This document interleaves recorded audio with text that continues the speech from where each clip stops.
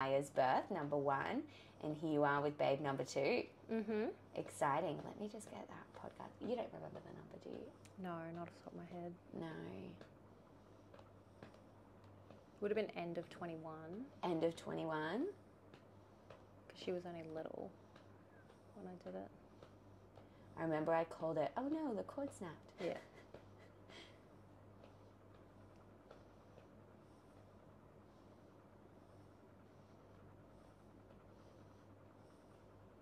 Oh, here we go. 16. Mm-hmm. Number 16. Perfect. Okay, cool. So you had baby Maya. Mm-hmm. Everything went amazing. And then fell pregnant with little Archer. How Yes. old was Maya at the time? I think we found out I was pregnant the start of the month that she turned 1. Oh, cool. Yeah. So it would Awesome. have been just, 11 months. Perfect. Perfect. Pregnant. And you said that you weren't necessarily trying, nothing was difficult there, but you guys were open to start letting it happen. Yes, we were of the mindset of because we were getting married this year, so we knew that if we were going to have a baby, we kind of either wanted it to have the baby early this year or then delay it till after the wedding. Yes. I didn't want a newborn or to be heavily pregnant Yeah. at the wedding. So Yeah. we tried it because it took us 10 months to fall pregnant with Maya. Yeah. So we just thought it probably would take, longer this time around. And I think I'd only had one period back since Maya stopped breastfeeding, and then it happened after that. That's just wild to Sure. think about that you've probably been 2 years or 2.5 years with one period. Yeah. I know. That's crazy, isn't it? Yeah. Yeah, you still don't have your period? No, not this time. No. So we'll see when that comes back. Yeah, amazing, amazing. Yeah. Cool. So then you were pregnant, and how did you go throughout your pregnancy? How was the difference between first pregnancy by yourself and then second pregnancy with a toddler? First trimester was obviously a lot more tiring, just dealing with the toddler when you've got that fatigue. I didn't get the same nausea that I got with, I had a pretty cruisy pregnancy with Maya as well, just had 2 weeks of nausea and that was it with her. And this time around I didn't get a solid block, it would just be sporadic days in the first trimester, and I had no food aversions or anything like I did with her as well.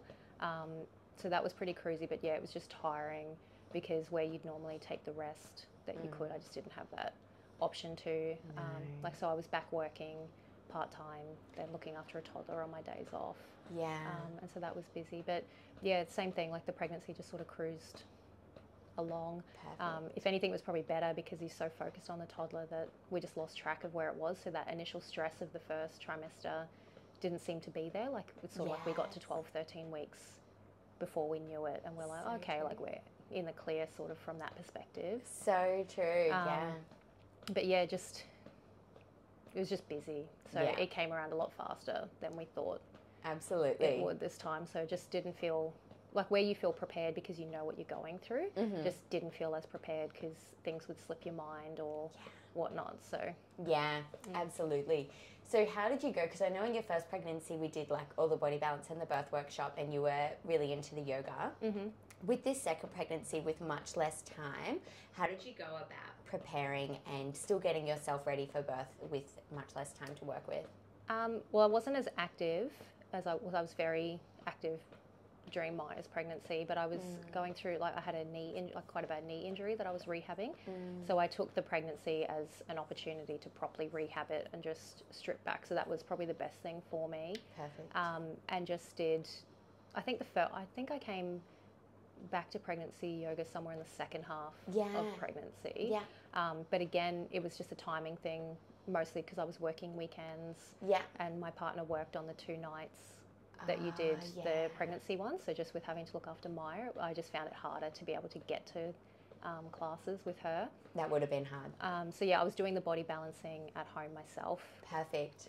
From the old videos that I had. Perfect. And then just going down to a local gym and just doing a few little things here and there. Yeah. And then sort of in the second half, when I dialed back the weekend work and whatnot, then started probably coming more. On the Sundays. Yeah, I think in the last trimester I was coming. Yeah. More frequently for that. Perfect. What about getting your head into the mental state of birth? Did you do anything for that particularly? Not really this time around. Like I toyed with doing other classes, but I think because other than like obviously the issue with the cord with Maya's birth, everything else went very straightforward with her. And I think I just was of the mindset that I've done it before and I'm going to be able to do it again. Yeah. And so didn't want to like prep for anything but a straightforward birth. Like obviously knowing that things can go off plan and whatnot, but I just went through with the mindset that it went well last time.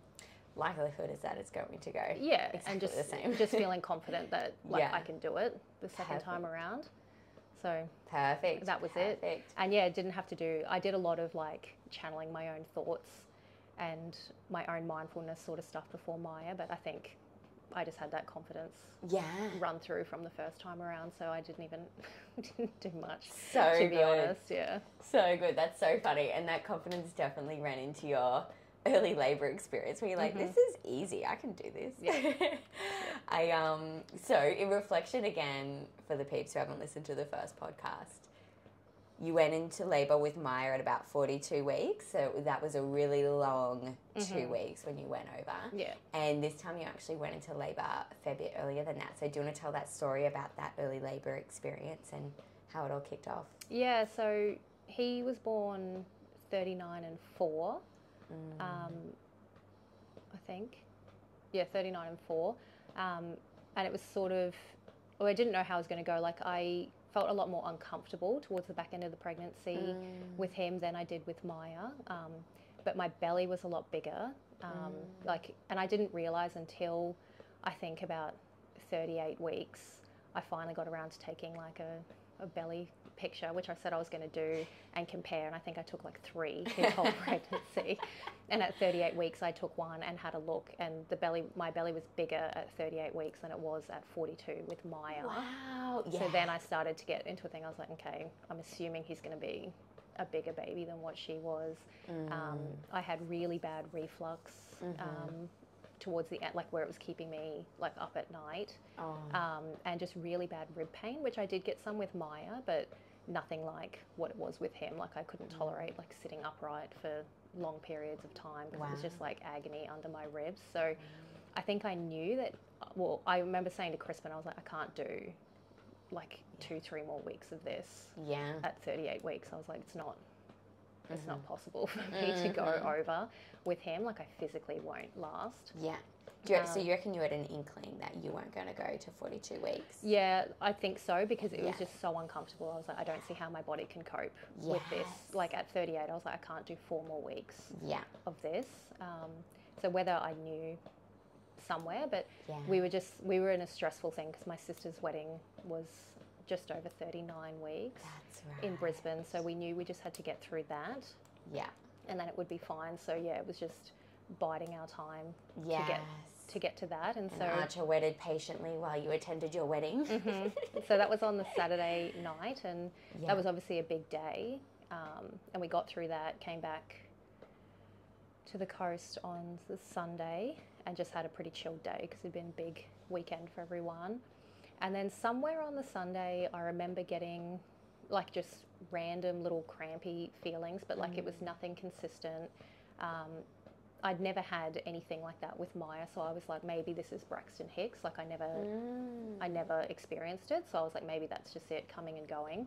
I didn't think anything of it, and then woke up on the Monday morning, and had like a couple more, and so I was like, oh, let's go for a walk, because if it is something, maybe if I get moving, it'll get going. And so things ramped up on the walk, and then so I was like, oh, hopefully this is it. And then we got home, rested, and it all just vanished, and I was like, okay, that probably was just Braxton because it's all just like completely gone. And then I remember messaging Nat about it, and she was like, no, this happened to me with Patty. She's like, go have a nap, just rest it off. And she's like, and then everything kicked off after I had a nap. Yeah. And so I went to lie down 1 or 2 o'clock in the afternoon or something, and then got up and we took Maya out for a walk, just to fill her afternoon. And like my body was still feeling fine, nothing had progressed or whatnot. And so I was like, okay, let's go for a walk and just entertain her. And we'd made it 50 metres down the road, and I felt this, it's hard to describe, but this weird sort of sensation like inside, and then like a pop. And then I remember feeling like the back of my pants and they were soaking wet. And Crispin turned around and I'm like wiping my pants. He's like, what are you doing? And I was Wiping like, my ass? What does it look like? And I was like, I think my waters are broken. Like, and then like he looked and I looked down, and then there was like water just like trickling all down my leg. So it leaked through the pants and everything, and just running down my leg. And he's like, okay. And anyway, so I was like, oh, you just keep taking Maya for a walk. Like, I'll go home and get cleaned up. And he was like, nah, you had a fast labor last time. We've got to get her sorted. Good man. And so he was like, then we had to fight Maya to come home. The poor thing. She like finally got out of the house and whatnot. And so I just went in and had a shower just to clean up. And then I think Maya was just playing around, and then Crispin got everything sorted, messaged our friends who were going to take her. Great.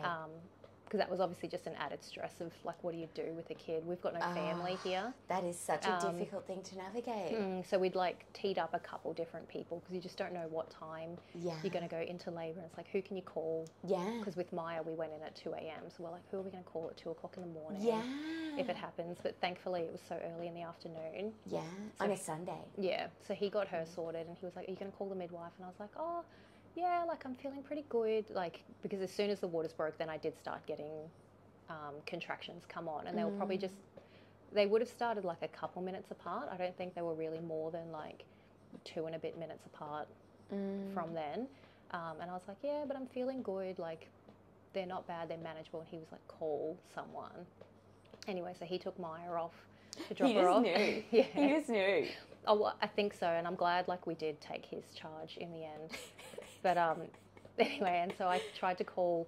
I was in the MGP again, so I got back in with my midwife from the first time around. Epic. Which, who was that again? Carly. Oh yes, Carly Earl. Yes, she's amazing. Yeah, so I think that was a huge thing for me, and I only found out, I didn't get in initially, and then she had a spot come up, and they contacted me to get in. So I think that was another reason why I felt so reassured going through this pregnancy, because I had such a good relationship with her. She knew exactly what we went through the last time and what I wanted. So good. Yeah, so just to go back on that with the pregnancy, I think that helped us just be so calm, knowing that we had her definitely through it all again. I love that continuity.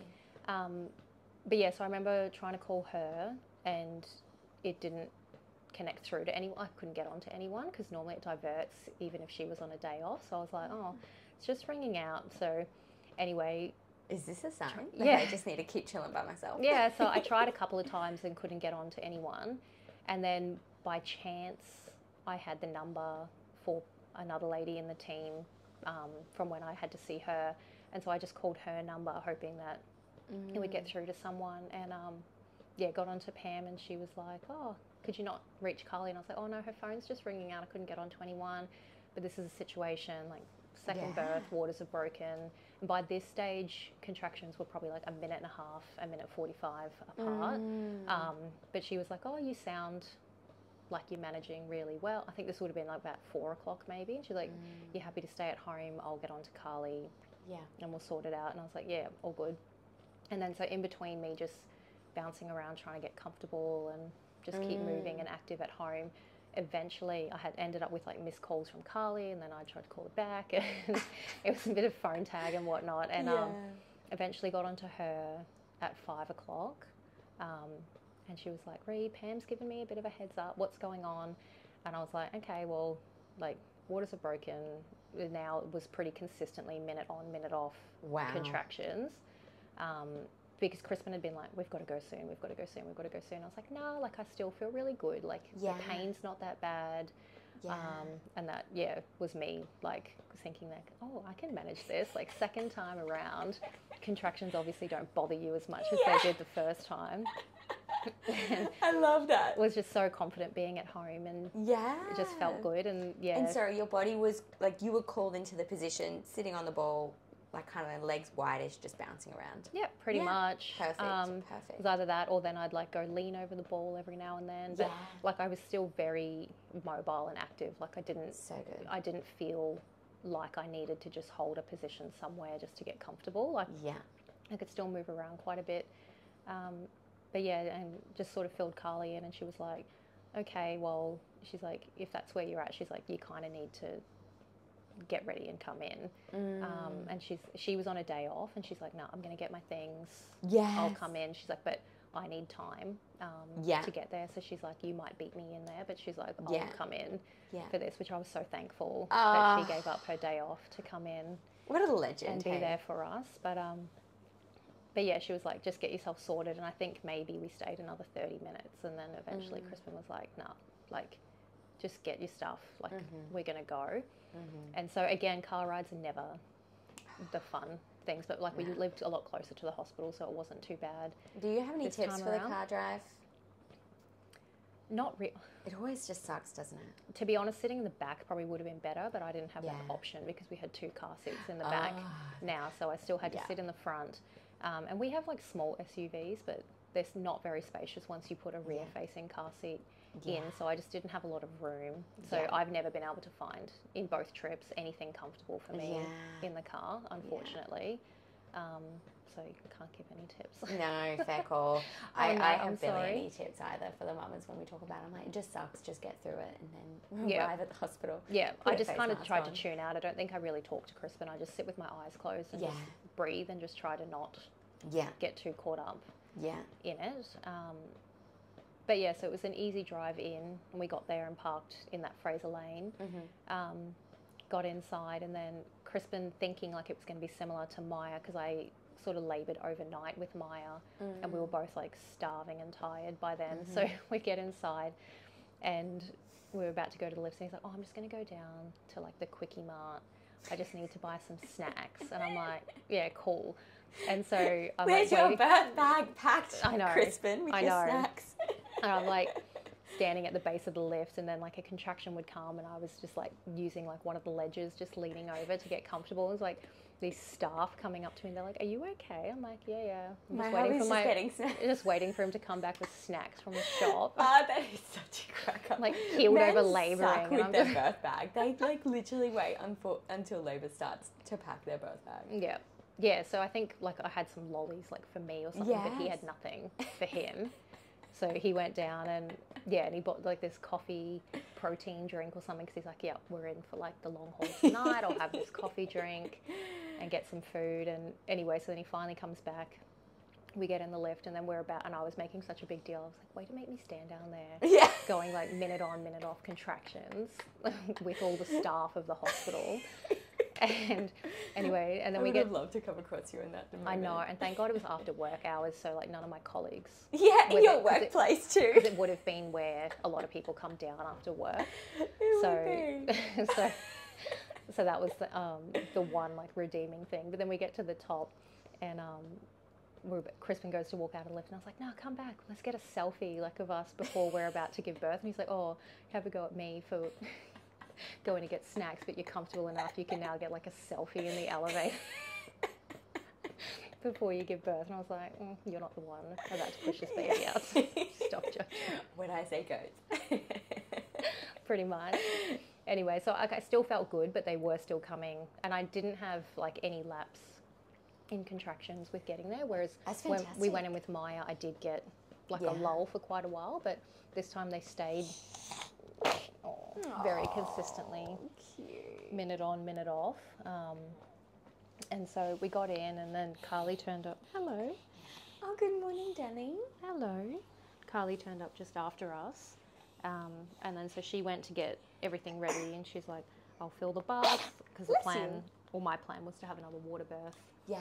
Again, so she got in and started getting the room ready, and we went down and got comfortable, and she offered a check straight up, which I ended up taking, because I'm just of the mindset like I needed to know whether I was in for sort of the long haul, getting in there, or whether I was close to going. And I think just because I hadn't seen a midwife at all for nearly 4 weeks by that point, so I was like, oh yeah, I'll just do it and just see where we're at. Fair call. And so she was like, she did the check, and she was like, look, I can still feel like not all of your waters are broken, and I can feel like the sac is right there.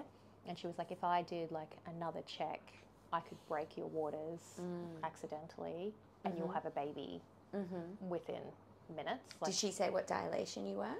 6 centimeters. Wow. But she was like, the waters are right there, and if I do it again, it'll break them. Your baby will be here before you know it. And she's like, oh, we just leave it. But like, I just felt comfortable, and I was like, nah, I want to just let this baby come. And I think that was the same thing with Maya, because I'd like delayed all those inductions the whole time. Yes. And she ended up coming when she was ready to, and I was like, no, like I don't want to do anything to force this baby out. We'll just ride with it. I love that so much. I just think that's a really great point. And like Carly did that so well in just presenting the information, letting you make your choice. And exactly as you did, it's like, why do we always feel the need to rush it? Why do we always feel the need to make it as quick as possible? Like, especially you've only been in labour, a few hours or something. And most of it you were like, this is pretty easy going. Yeah. Why do we need, I think that's just such a cool value-based decision that you made there. Yeah. Yeah. Yeah, and so I felt really good with that. And it was probably from that moment then that I remember just the intensity of the contractions ramping up a lot. And so Carly, again, she was like, you can get in the water whenever you want. Our preference would be to wait until you were like at least 8 centimetres before going in, because we don't want to slow things down now that it seems to be progressing well. So she's like, if you can stay out until you can't manage anymore, and then we'll get in, which was fine. So then they just got like a fit ball and a mat, and I just stayed leaned over that. And then I remember just like going through contractions, and by this point like actually asking Crispin to come and just give a lot of like counter pressure on my lower back or on my hips, because that was the only thing sort of taking the pain away a little bit. Yeah, on your hips, like on the sides, pushing together. Yeah, just sort of like pushing in. And I remember having to ask him to push harder at some point, just to try and get things, I don't know. It's just what your body was wanting, relieved a little bit. Yeah. And then I didn't initiate getting in the water. I remember at one point Carly must have just seen that things were getting more intense, and so she said, she was like, whenever you're ready, just get up and hop in the water. And so I did, and then I remember just feeling like an instant sense of relief with that warm water on my lower back, and it was like that just took so much of the pain away right at that moment. And then I just remember just being in the water, sort of like up on my knees, leant over the edge of the bath. Yeah. Which I did, and I remember trying to get like my knees in and feet out, but it's actually quite hard in the bathtub. To hold that position, like without your knees and feet sort of slipping. I remember finding that a bit uncomfortable, because I did birth Maya sitting around like on my back with my feet up in the water. And I remember I didn't want to do that this time. Like I wanted to be more upright. Yeah, right. Birthing. Can I ask, did you have the gel pads under your knees? No. No. I don't think so. Yeah. It's hard to remember. I couldn't say, but I don't think so, because I was struggling to keep them in that position. Fair. And then, God, I don't even know what time I went into the water. Would have been close to 7 o'clock, 7 p.m. I'd say, by that point. And then all of a sudden I just remember like just feeling like this urge to push. And then I remember reaching my hand down and I was like, Carly, like something's there. Like I don't know like if it's the head or what it is. And then so she came over and then I sort of pushed and I was like, no, I think it's just the sac. Like it's too soft to be a head. And it was just the rest of the sac coming through, and then those waters burst. Fantastic. And then unfortunately Carly was like, there's meconium in them. So she goes, unless you're literally going to push this head out now, like you're going to have to get out of the water. Yeah. With that policy, which was fine. Like I didn't, in hindsight, it probably was right there ready for the baby to push out. But like, I don't know. I was just like, and I wasn't comfortable by that point trying to hold my position in there. So I actually didn't mind. Because were you still in that forward position? Yeah. Yeah. And so I didn't mind getting out. And they sort of just helped me get over to the bed. And I don't even remember saying anything. Like I just instinctively wanted the headrest up and to just be leaning over the top. So good. In there. And then just upright on my knees with my arms on the top of the headrest. Love that. Pushing, and then push for 10 minutes. And, did you have super internal rotation or more straight? Internally rotated. And I know I wanted that, and I couldn't remember like actively doing it. I think Carly just pulled my feet out a tiny bit more.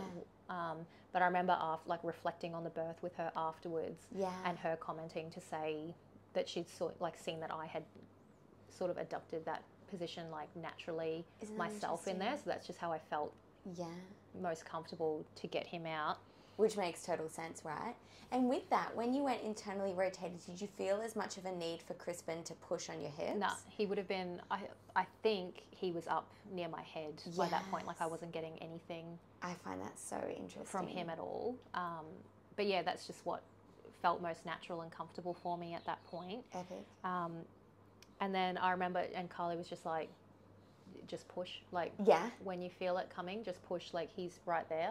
And then I remember at one point she came up, because in my head, I don't think I said it out loud at the time, but I remember in my head I was thinking like, my God, this is so much more painful than I remember pushing Maya's head out.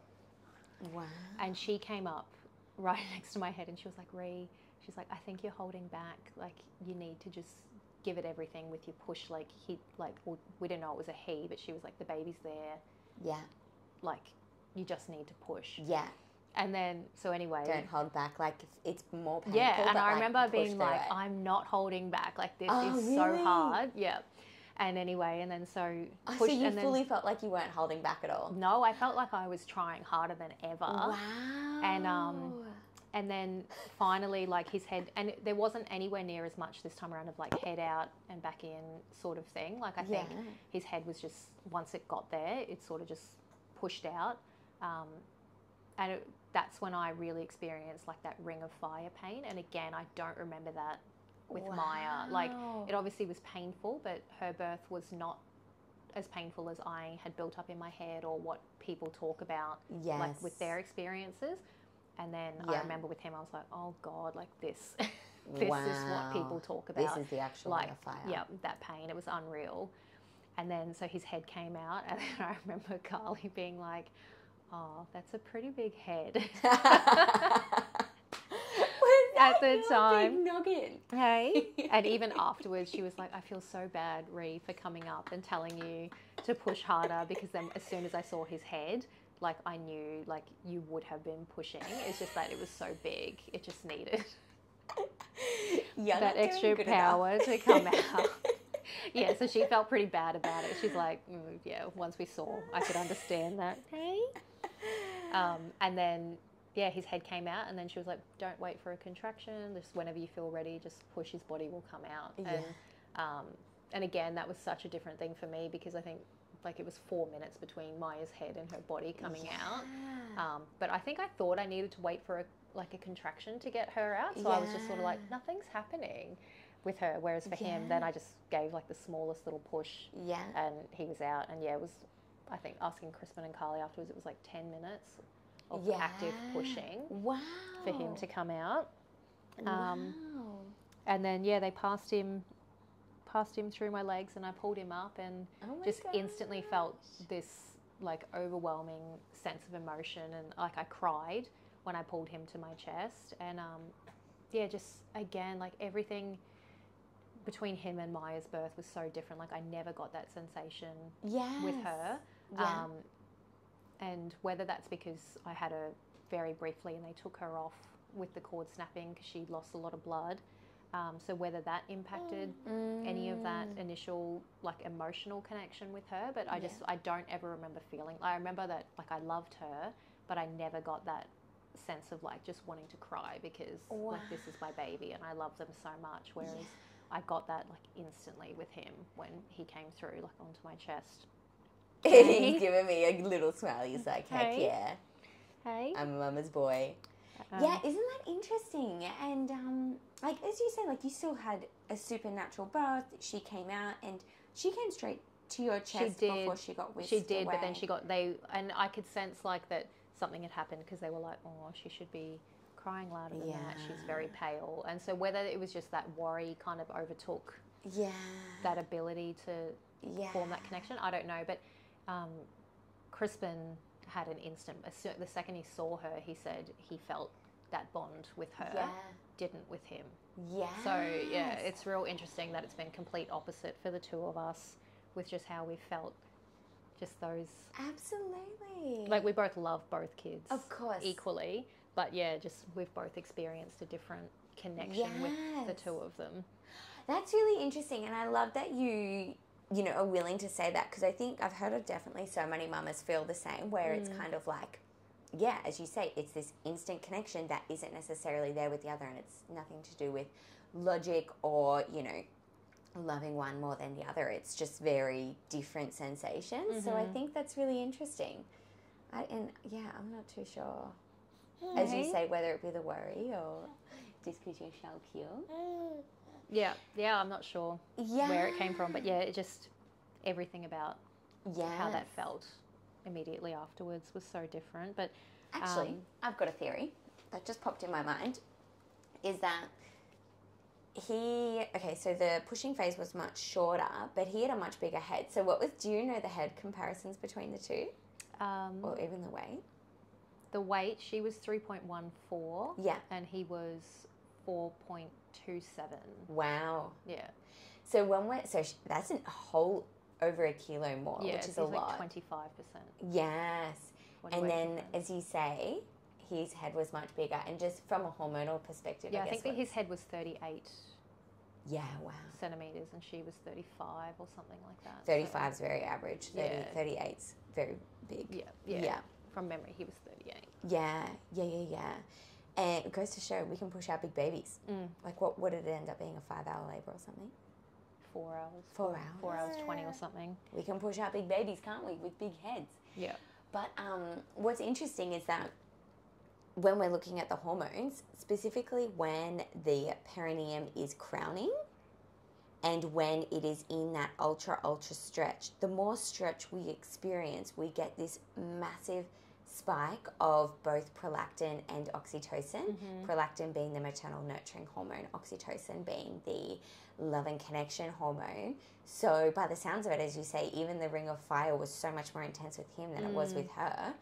You probably got a massive spike, like a bigger spike of those hormones with him than her. Yeah. That's interesting. As I said, just a theory, but very interesting. Cool. Did you tear it all with him or her? I can't remember. Yeah, neither. I got, I think, some first degree tears with Maya, maybe 1 second degree from memory, but only 2. And they were small. I think the second degree they said was borderline first and second, and they just classed it as a second or something. But yeah, it was only little and got those stitched. And then with him, it was, they didn't call them tears, it was just grazes. Perfect. Which I was surprised by, because with the pain, I was like, oh God, like there'll be something torn. Wow. With that. But yeah, only grazes. But again, they offered me the option to have them stitched, which like I just did because they healed so well the last time that I was like, yeah, I'll just do it. Yeah. And they were looking, and yeah, even when the other midwife came in, because Carly, she thought there'd be something worse, because she was like, oh, there was just like quite a bit of blood, so they just assumed that there would be a more significant tear. But when the other midwife came in to actually do the stitches, she was like, oh, like they're barely there. Hey? But yeah, they stitched them up. But oh my God, that needle to numb is worse than the actual birthing a child. It's the most horrendous. Really? Oh, it's horrible. Like sitting there and you're like holding your baby and they're like jabbing you where you're already sore and tender, and then you're getting this like multiple. It's like 4 needles or something it took overall. And you'd almost prefer just to stitch it without the local. Yeah, I know, right? I was like, maybe I wouldn't feel as much. But I remember I had the gas for that needle with Maya, but I didn't have anything this time around with him, and I was just like, the pain. I was like, I should have asked for the gas. Hectic. Just to take your mind off it. But I think I was just in this little like love bubble with him that I was like, oh, it's fine. Yeah. I'll just deal with it. But yeah, unfortunately, one of the grazes was right near the urethra, and so they got one of the obstetricians in to have a look just to give a second opinion, because both Carly and the other midwife were like, oh, we think it'll be fine, but we'll just ask them because they might want to put a catheter in just because of where it is, and they don't know if it'll like be anything internal impacting that. Anyway, so he came and he was like, unfortunately, with where it is, we would advise a catheter because we can't know that nothing inside of there has been damaged. So that was like the one downside, but then they were like, well, at least you don't have to get up to go to the toilet overnight while you're in pain. So that did end up being a plus, was that like I only really had to get up like if I wanted to or needed to, like not to have to go to the bathroom or anything. So true. So, and I think I wouldn't have done it because we wanted to go home initially with the 4 to 6 hour discharge. Yeah. It would have been late at night, so they did talk to us about, obviously it'll be like a midnight-ish discharge if you do want to go. So they said like we'd encourage you staying and just go the next morning. Yeah. But then by the time they weighed him, because he was so big, like he was on the 95th and 97th percentile for everything for his age or gestational age. Big boy. That because he was over the 90th, policy was he needed to stay in for 24 hours of blood sugars. Yes. How did you feel about that? Oh, we were pretty gutted because we had to do the blood sugars with Maya, and it was the most distressing thing for her to get like her feet pricked every 3 hours and just cry, and then you're trying to feed and settle like a distressed baby as a new mum and whatever. So like we were pretty gutted about that. Yeah. Cool.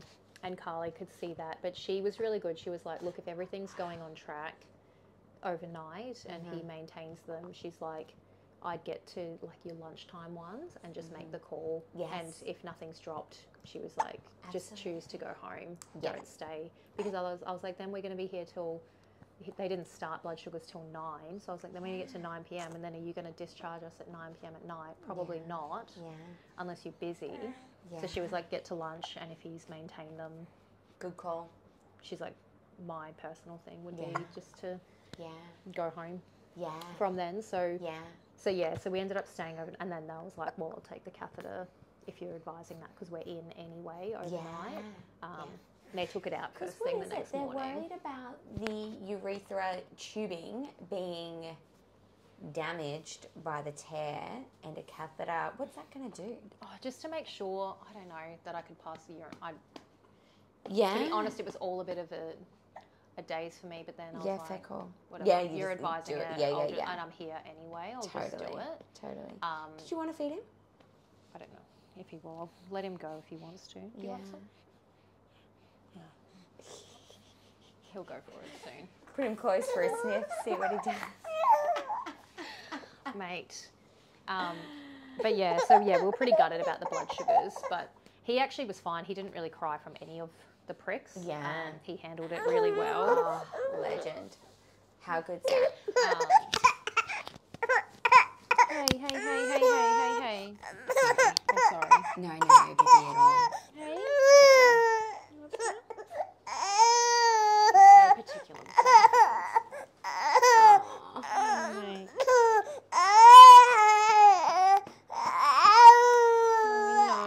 You're very tired.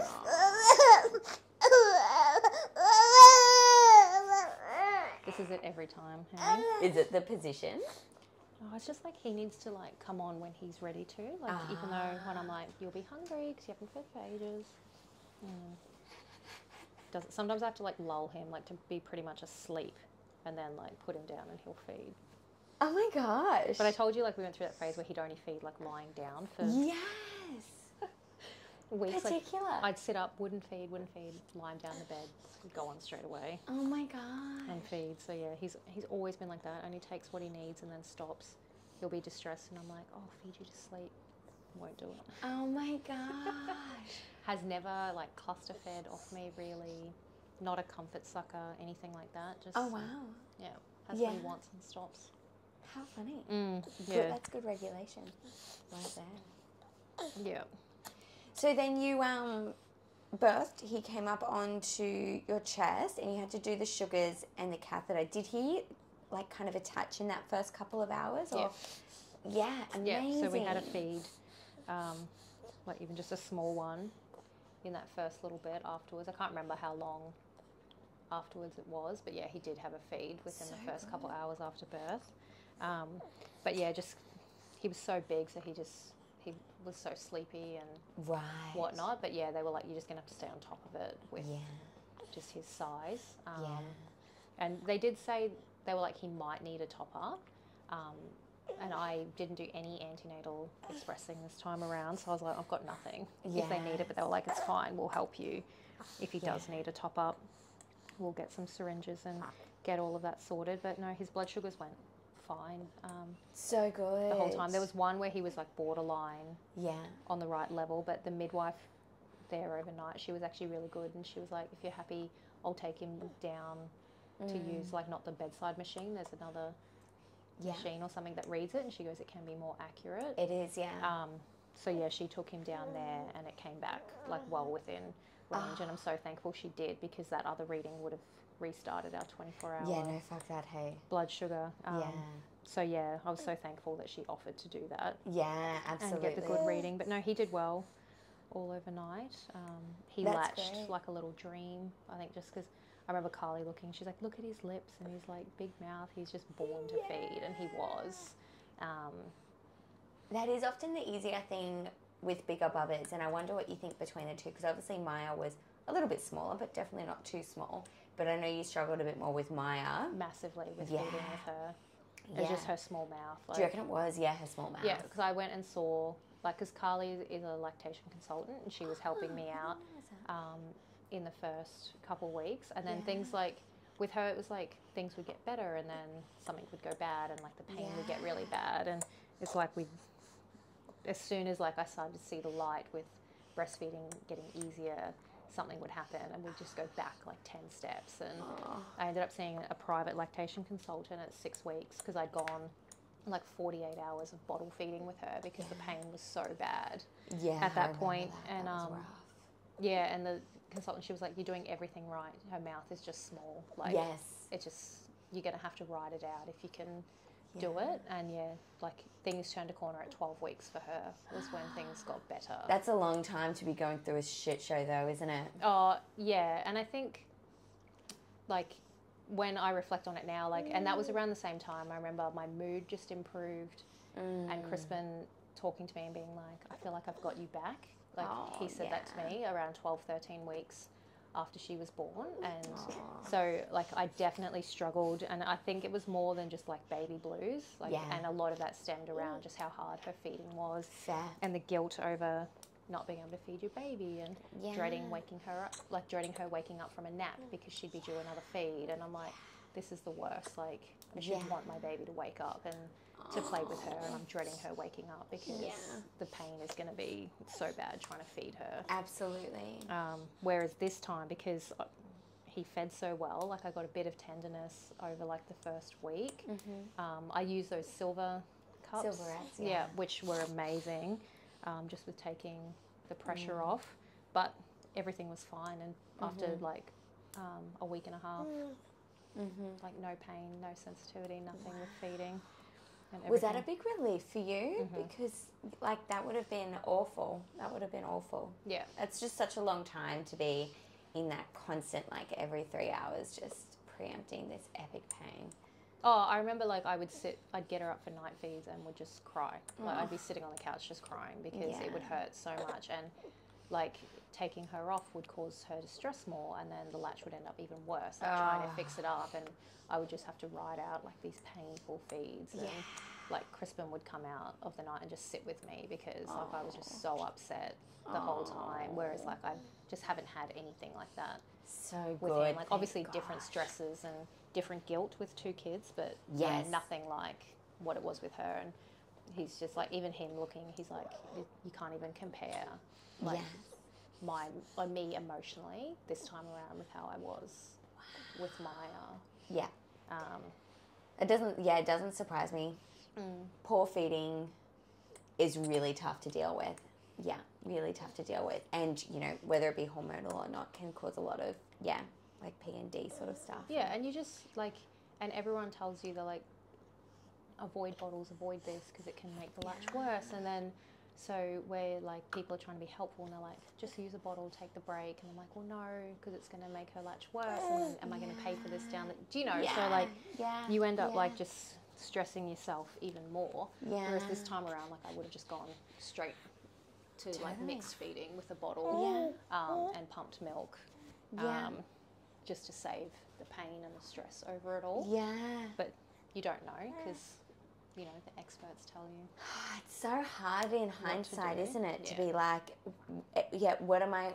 If I choose to have this bottle now, am I going to be so thankful that I gave myself a break and then I've ended up breastfeeding like, you know, 2 weeks later when her mouth is a bit bigger? Or am I going to be so regretful because this is like the make or break to me actually ever being able to breastfeed? Like, it's just so hard, isn't it? Yeah. Yeah. You've just got to do the best with the information that you've got at the time and, like, not fuck around with hindsight. Thanks. I know. What's up, Mister? I know. So talk about parenting of 2. How has that been? Because how old is he now? He's 4 months next week. Yeah, okay. Yeah. How's that been? It's been good. Like, thankfully for the most part, he is just like an easier baby. Like, he slept on his own, like in his bassinet and everything from like the moment we came home. He hasn't been like a big Oh, that's so good. like contact.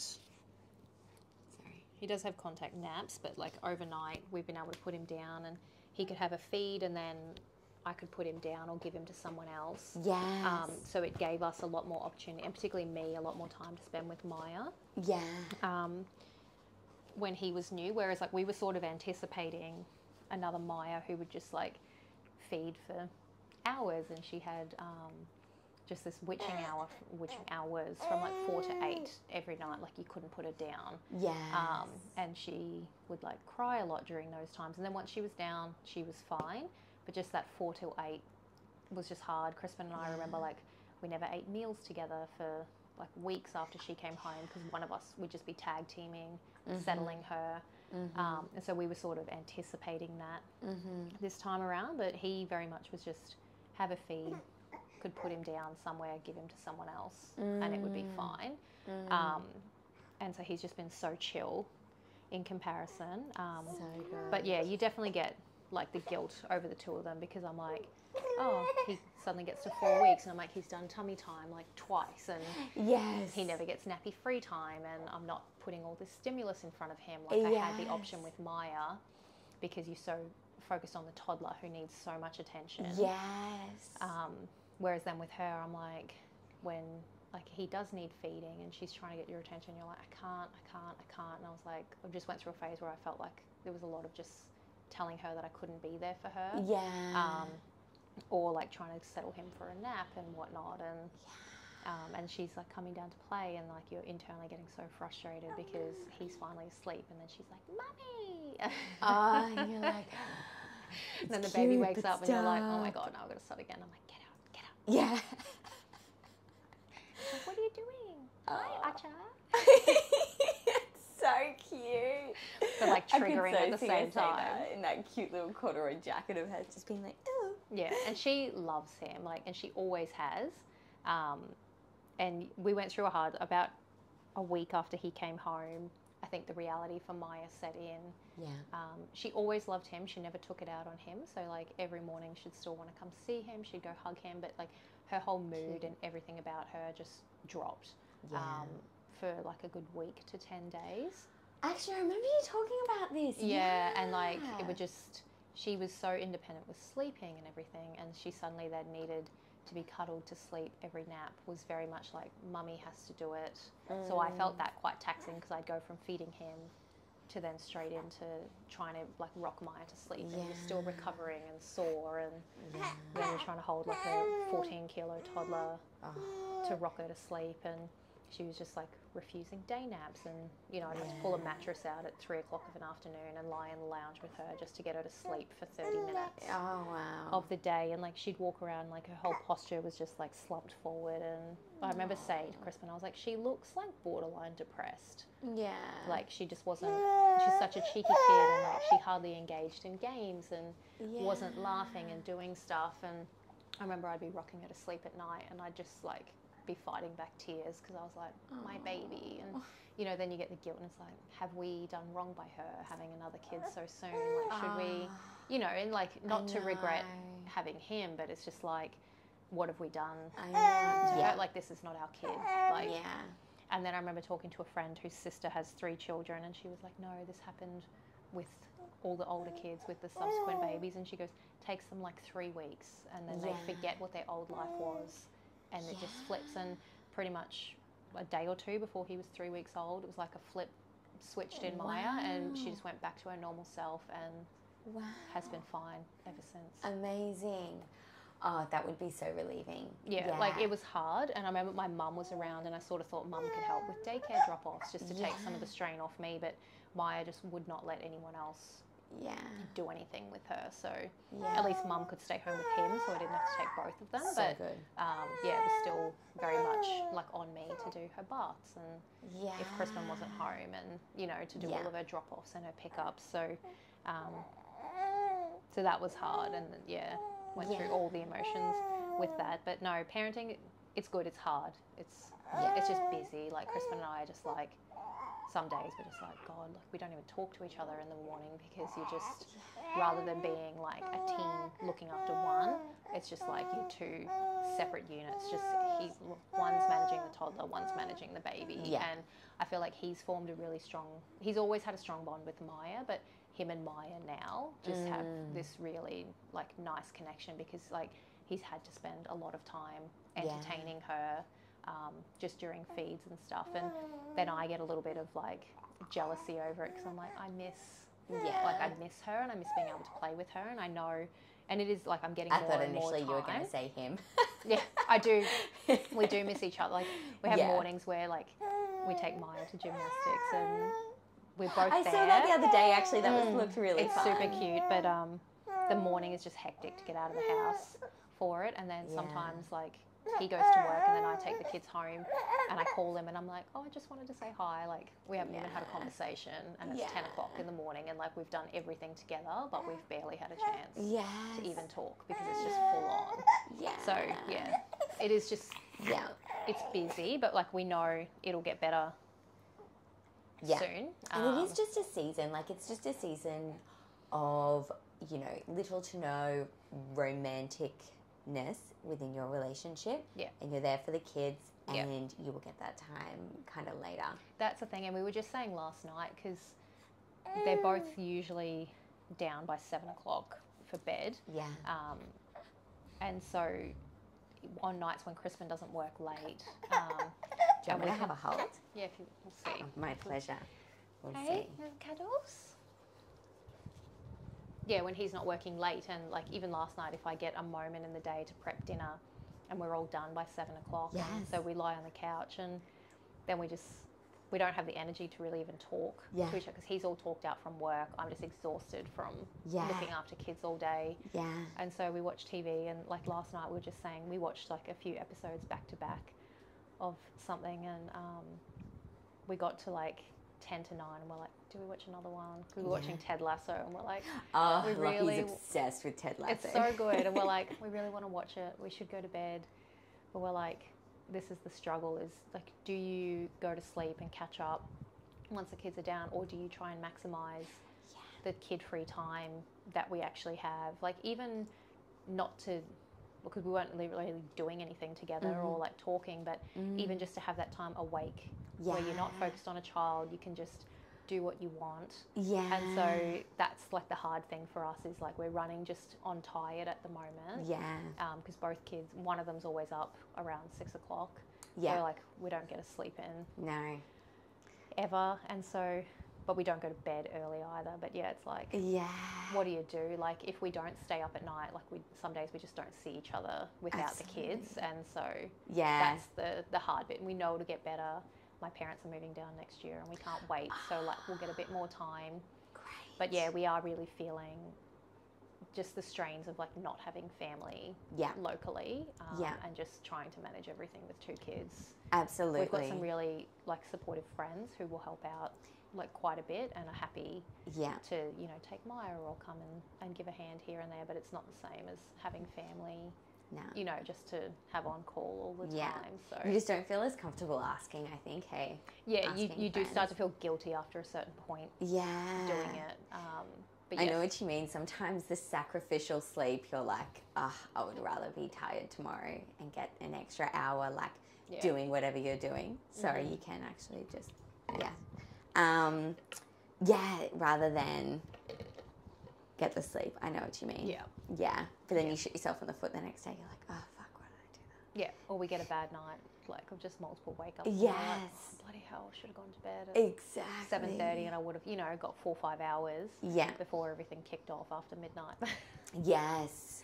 Yeah. whatever. You can't know, but yeah, we're just trying to grasp whatever little bits of time we can get together. Yeah. Even if it's like 20 minutes, it's like being in that 20 minutes, being present, being together, even if it is, as you say, not talking, but just being together. Yeah, just lying on the couch together. Yeah, absolutely. You're quite happy, aren't you? You're quite happy. I'm wondering, any other points in regards to your postnatal journey with this little one, or even interesting comparisons between the two births or babies themselves?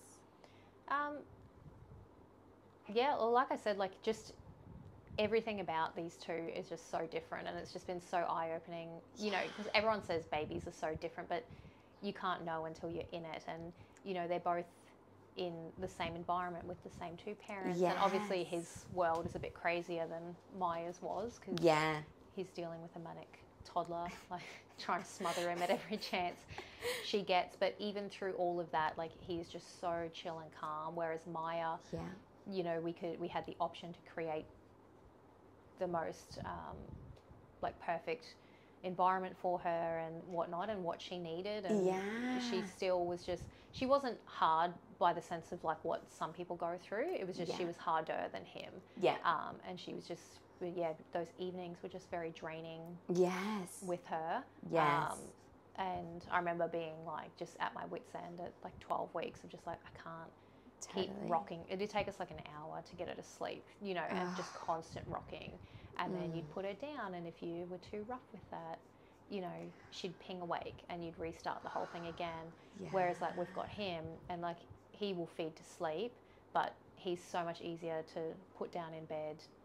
Doesn't really stir or budge or wake up on that. And then so it's just like I can deal with him needing to be helped to sleep because it's an easy short thing. Whereas for her, I remember like I was like, if she, you know, I can't spend an hour every time she needs to go to sleep just trying to get her to that. So like that every 3 hours or whatever it was. Just spending a big chunk of time. And it's just, I had the option. I could put her in the car and take her for a drive to sleep. Whereas like with him, I just don't have that. And it's just, for me, I've had to just let go. And I obviously do stress over things and whatnot. And, you know, you get worked up when you're like, oh God, they've slept like 30 minutes in 4 hours.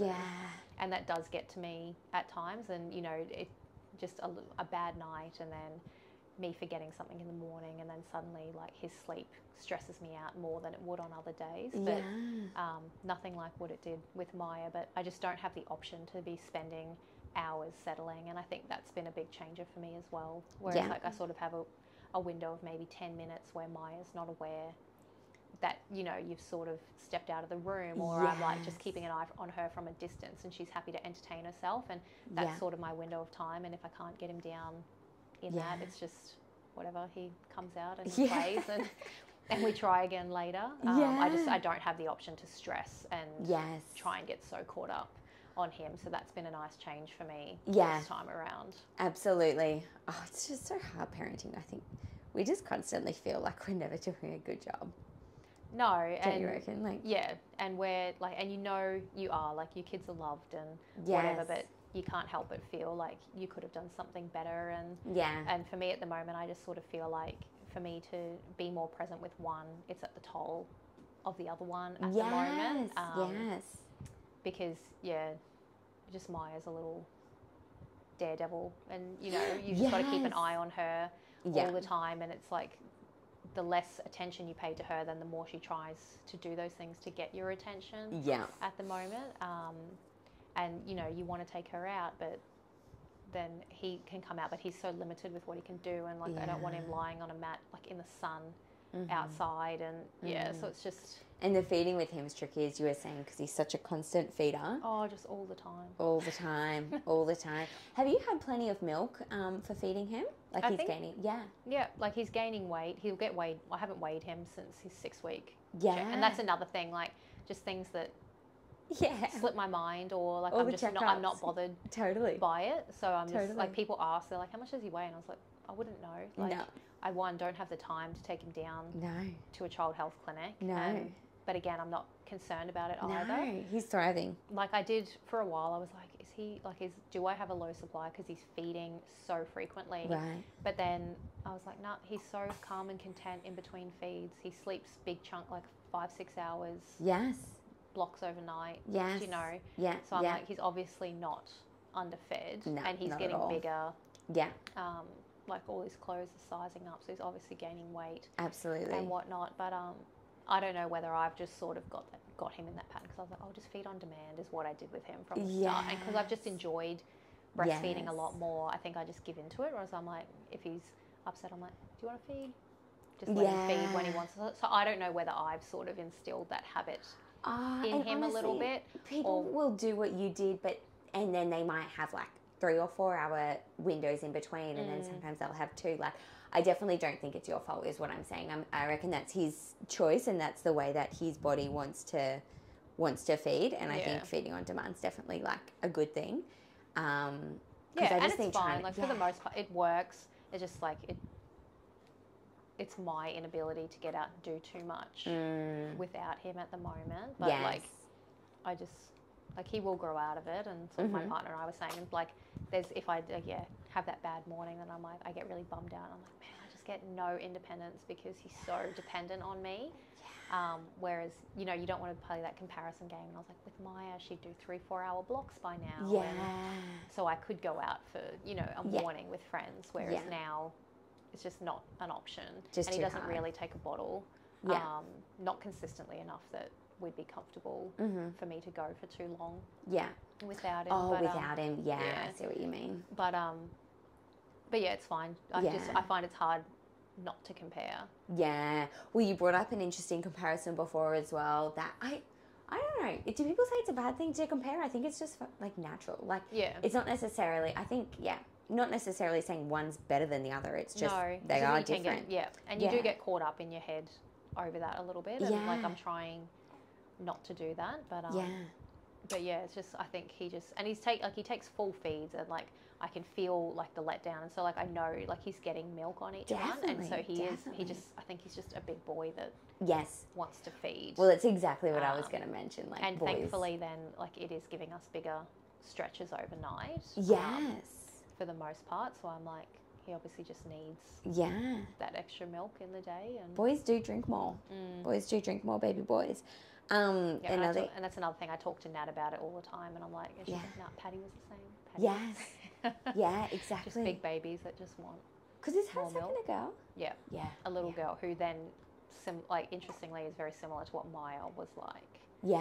Like just smaller, like harder latch, and like a few. It's funny, like we just find comparisons between the two kids just in reverse order. So funny. I know that you saw another comparison between your two was Maya loved routine and he's not as much into routine. Is that right? No, and he just doesn't have the option to have a routine. Right. And like again, with my partner, I was just on this big rant about things today, and I was like, I'd like to have some form of structure to a day, but with him, it's just hard.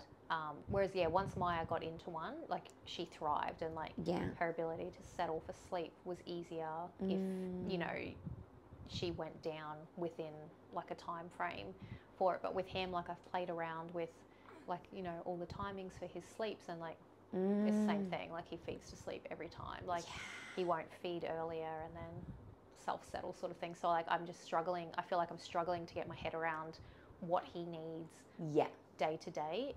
He's very reliant on me with going to sleep and feeding to sleep. He's got a real strong association with that, which is like, again, it works for us at the moment. It just takes away my ability to be out and about, or other people to put him to sleep. Like it's always reliant on me to get him down at the moment with that.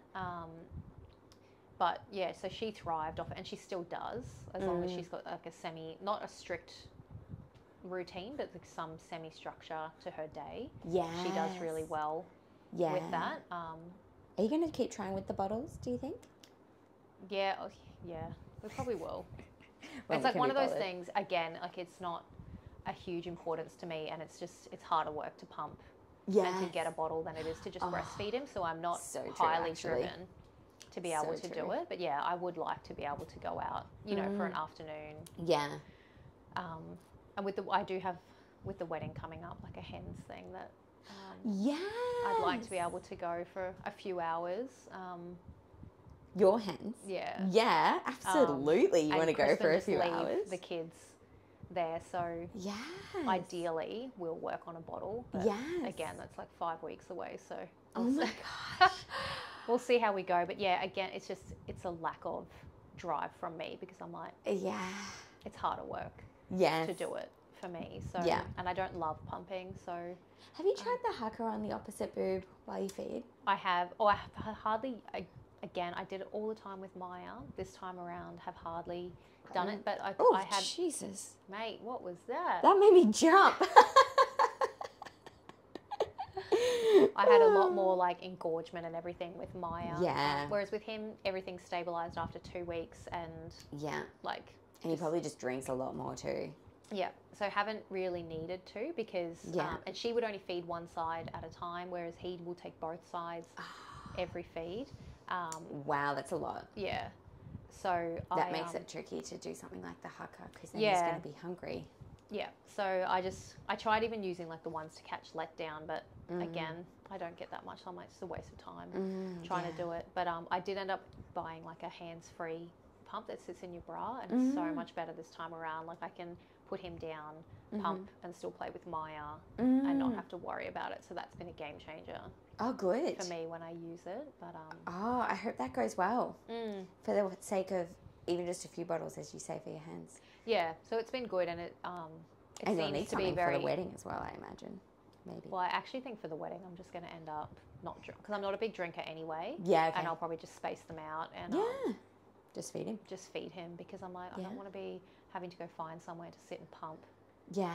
Like in privacy because I don't want to be doing that. I don't want to pump in front of everyone in the main room. It's my wedding. I'll do what I want. Yeah. Because it's so hard because I'm like, I have to be really focused. Otherwise, like, I just can't get any milk out. And so I was like, really? Yeah. Like calm and everything like that. Yeah. This time seems easier. I seem to pump more milk easily this time around. But yeah, I don't want to have to be pumping and dealing with all of that at a wedding where, you know, just for the sake of having 1 or 2 extra drinks on top of what I normally would anyway. So true. I'd probably rather just have less drinks and just feed him through the day, to be honest. It's going to be easier. Absolutely. Yeah, and he'll just stick with us. But yeah. When is the wedding coming? I think it's 8 weeks. That's exciting. Do you feel all ready? Pretty much, just down to final details. Yeah, sick. So good. Yeah. So good. That's exciting. And the kids are going to go? Yep, they'll both be there. Yeah.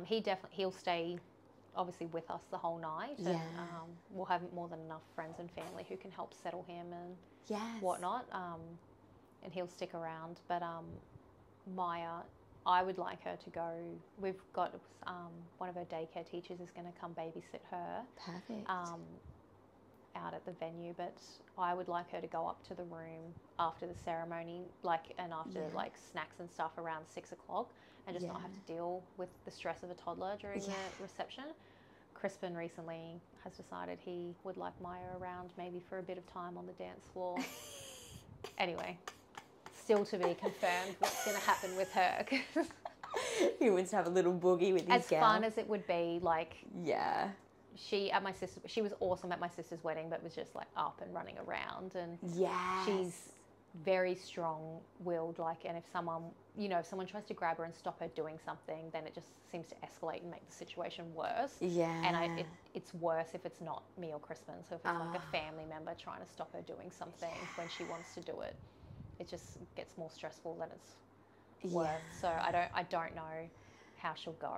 And as well, she'll find it so much fun, and once she knows how fun it is, she won't want to be going back to the room. That's the thing, and I don't want her there obviously all night. Yeah. Because she'll be beside herself. Even if she's up too late, she gets so tired, and it'll be a big day. Yeah. So then I was like, who's it going to fall back on when she's crying because she doesn't want to go up the hill. Yeah. Anyway, so we'll see. We're still finalising what's going to happen. Is she going to be a flower girl? Yeah. Cute. Yeah. How do you reckon she'll go? She didn't walk down at my sister's wedding. Yeah. She was like, play, and wanted to run off, so I had to carry her down the thing. We don't know. Maybe because Crispin will be standing at the end. I think that will help, and she'll probably want to run down and see him. So we're hoping that will get her walking down. Yeah. But worst case, if she has to come down with me, Yeah. so be it. Like, I don't mind. And then he'll just stand down the end with all the boys. That's so cute. In his Hey. little suit. You're going to look so cute. Hey, he's got a matching outfit to what all the boys are wearing. So I've managed to find something that's like identical. So that'll be cute. That will be adorable. Ah, so exciting. Oh, well, thank you so much for jumping on the podcast, Rhi. That's all right. Absolute pleasure having you. There we go. You You did so well. You're going to sleep the whole ride home, aren't you? Probably not. What was that? I was like, you're going to sleep the whole ride home? Then I was like, probably not. Probably not. He had a little bit of a sleep on you, but I see what you mean. That's like the normal, hey, just like cat naps.